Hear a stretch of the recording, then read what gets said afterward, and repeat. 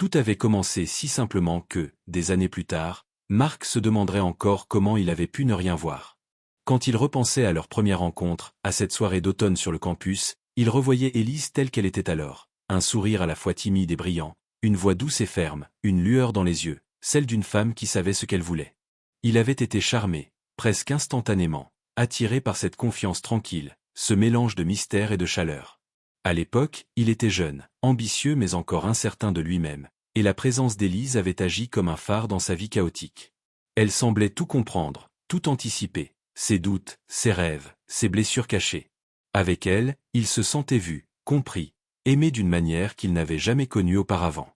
Ce qu'il ne comprenait pas encore, c'est que cette sensation d'être enfin, complet, n'était pas née de l'amour, mais d'une emprise savamment orchestrée. Au début, tout semblait parfait. Ils partageaient des passions communes, des soirées entières à refaire le monde, des projets fous pour l'avenir. Elle l'encourageait à viser plus haut, à croire en lui, à ne pas écouter ceux qui doutaient de lui. Mais derrière chaque conseil, chaque geste de soutien, se cachait une main invisible, une douce pression qui orientait ses choix, redessinait ses frontières, redéfinissait lentement qui il était. Lorsqu'il exprimait le désir de passer une soirée avec ses amis d'enfance, Élise trouvait toujours un moyen subtil de détourner son attention, une urgence imaginaire, une crise de tristesse soudaine, un besoin qu'elle seule exprimait et qu'il se sentait obligé de satisfaire. Progressivement, sans conflit, sans cri, Mark vit ses cercles sociaux se réduire. Ce n'était jamais elle qui lui interdisait quoi que ce soit. C'était toujours lui qui choisissait, croyait-il, de rester avec elle, de privilégier leur couple, leur intimité. Il y eut d'abord Pierre, son meilleur ami depuis l'enfance, qu'Élise trouvait un peu toxique, trop influe. Puis sa sœur Claire qu'elle jugeait, trop envahissante, jalouse de leur bonheur. Chaque éloignement semblait logique, justifié par des incidents mineurs amplifiés par la sagesse apparente d'Élise. Elle savait poser des questions si innocentes. Est-ce que tu te sens vraiment bien après l'avoir vu? Ou, tu n'as pas l'impression qu'il ne te soutient pas vraiment? Des graines plantées dans l'esprit de Mark qui finissaient par éclore en certitude. À force, il ne restait plus qu'elle. Elle était son monde, son ancrage, sa vérité. Les années passèrent, ils achetèrent une maison dans une banlieue discrète, loin du tumulte de la ville. Élise dirigeait tout, la décoration, le choix des meubles, les amitiés qu'ils tissaient avec des voisins soigneusement sélectionnés. Chaque détail de leur existence semblait couler de source, comme s'il n'avait jamais existé d'alternative. Parfois, une sensation fugace d'étouffement traversait Mark, un sentiment indistinct d'être pris au piège dans une vie qu'il n'avait pas vraiment choisie. Mais Élise était toujours là pour effacer ses doutes, un sourire, un regard tendre, un projet de vacances dans une île paradisiaque. Elle savait exactement quand desserrer l'étau, offrir l'illusion de liberté avant de resserrer son emprise. Un soir d'hiver, après une énième réunion ennuyeuse dans son entreprise, Mark rentra chez lui plus tôt que prévu. La maison était silencieuse, baignée dans une lumière douce. Élise travaillait sur son ordinateur portable, concentrée, la mine sérieuse. Il s'approcha, posa un baiser sur son épaule, vit par hasard s'ouvrir un email lorsqu'elle déplaça la souris.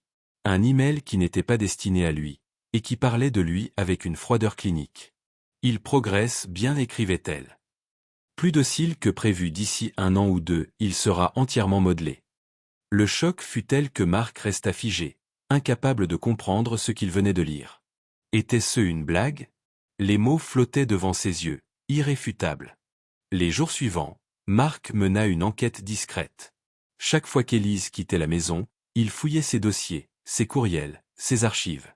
Ce qu'il découvrit dépassait ses pires cauchemars. Élise tenait un journal détaillé de leurs interactions, ses humeurs, ses réactions aux différentes situations, ses faiblesses psychologiques.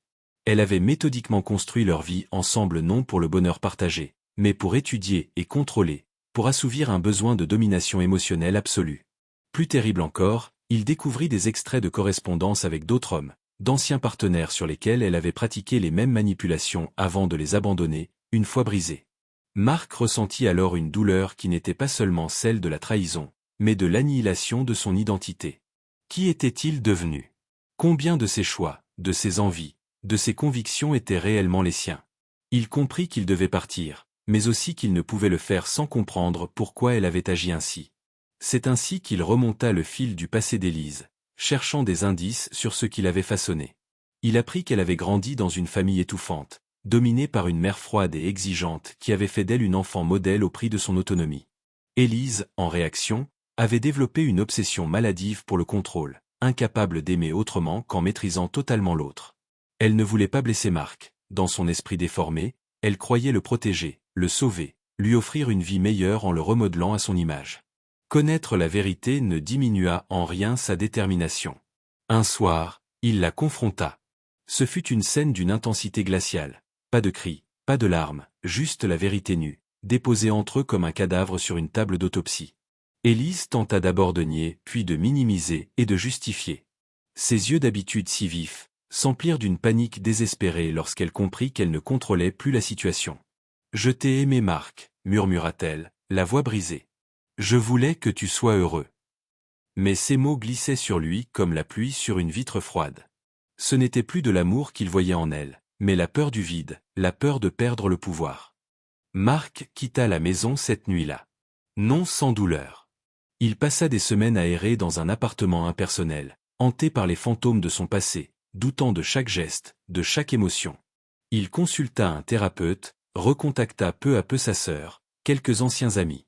Ce fut un processus lent, douloureux, mais nécessaire. Il réapprit à choisir, à décider, à désirer par lui-même. Chaque petit acte d'indépendance était une victoire.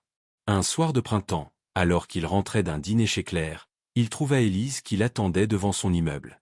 Elle semblait plus frêle, plus humaine, débarrassée de son masque de perfection. Elle le supplia de lui donner une seconde chance, promettant de changer, de l'aimer vraiment cette fois. Marc ressentit une douleur sourde, une nostalgie presque insupportable. Mais il savait, désormais, que revenir serait signer sa propre perte. Sans un mot, il tourna les talons et la laissa là, seule sous la pluie battante. Avec le temps, la mémoire d'Élise devint une cicatrice, un rappel silencieux de ce qu'il avait enduré et surmonté. Il reconstruisit sa vie, brique après brique, avec prudence, avec humilité. Il apprit à aimer autrement, sans chaîne, et surtout, il apprit à se faire confiance, à écouter cette petite voix intérieure qu'il avait trop longtemps étouffée. Car au fond, la véritable victoire n'était pas d'avoir échappé à Élise. La véritable victoire était d'avoir retrouvé celui qu'il avait été avant elle, et de ne plus jamais laisser personne le redéfinir. Pendant des semaines, Louis vécut dans un entre-deux étrange, prisonnier d'une maison qui n'était plus la sienne, observateur silencieux d'une femme qu'il croyait connaître et qu'il redécouvrait avec effroi. Chaque geste d'Élise, chaque mot doux, chaque regard apparemment innocent prenait désormais une teinte suspecte. Il se souvenait de ses dîners où elle feignait l'insouciance, de ses discussions, elle orientait ses choix, ses amitiés, ses rêves. Un soir, tandis qu'elle lui parlait de projets d'avenir avec cette voix caressante qu'il avait tant aimée, il réalisa avec une brutalité glacée qu'il n'était jamais monté dans cette barque de son plein gré. Elle l'avait poussé à bord, doucement, méthodiquement, jusqu'à ce qu'il oublie qu'il avait un rivage propre. Maintenant, chaque mot d'Élise sonnait comme un piège délicatement tendu. Et Louis, assis face à elle, un sourire de façade figé sur les lèvres, se demanda combien de temps il pourrait encore faire semblant. Combien de temps il pourrait encore endurer cette mascarade sans laisser éclater la tempête qu'il sentait gronder au fond de lui.